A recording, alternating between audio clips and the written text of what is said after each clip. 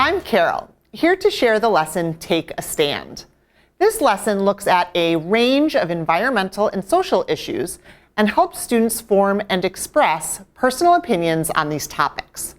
In addition to formulating their own opinions, students will finish this lesson with the ability to engage in collaborative discussions with their classmates and write a position paper that uses evidence to support their claims. This is a great activity for middle school students in social studies, science, and English classes. To prepare for this lesson, you'll need a copy of each of the signs in the Take a Stand lesson plan. These cards read strongly agree, agree, there's a card of question marks, disagree, and strongly disagree.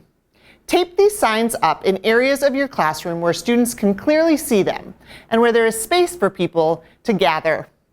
Students will be using these signs to show their opinion on a statement. We have a list of statements for you to read one by one out loud to your class. For example, you might read, in an effort to feed a growing population, people in developed countries should drastically reduce the amount of meat they consume.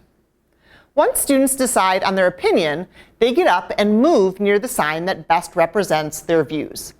Encourage your students to move to a different sign if their opinion changes at any point in the discussion.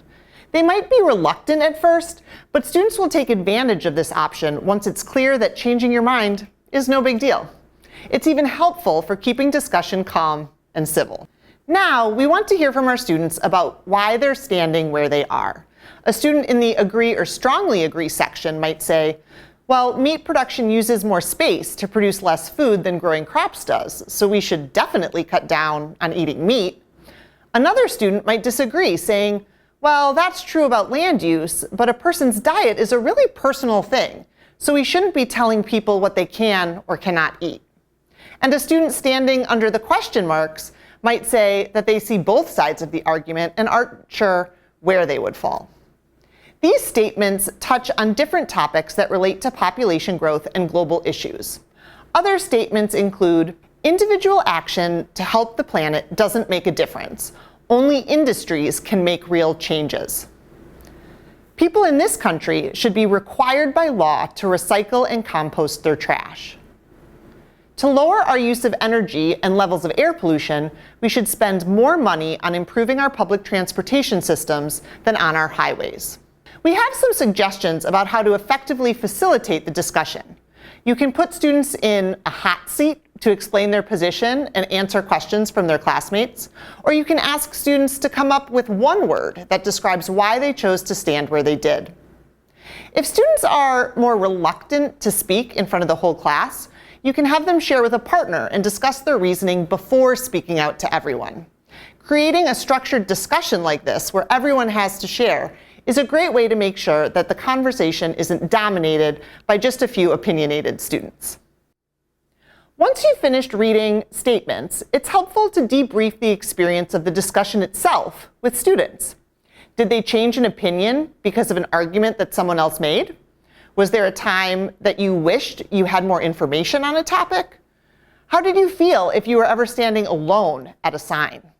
Ultimately, we want these argumentation skills to stick in students' minds, so we wrap up this activity by introducing a written element.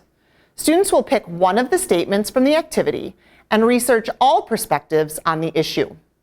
Once they've decided where they stand, they write a short position paper advocating for their stance.